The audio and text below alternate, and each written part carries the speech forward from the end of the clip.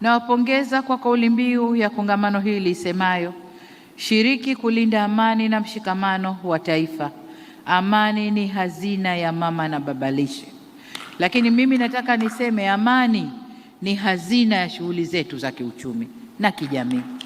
Bila amani hakuna kujenga uchumi, hakuna shughuli za kijamii.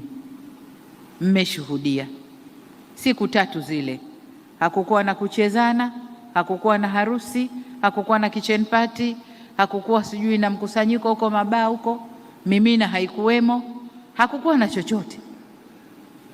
Zilikuwa siku 3 nzito.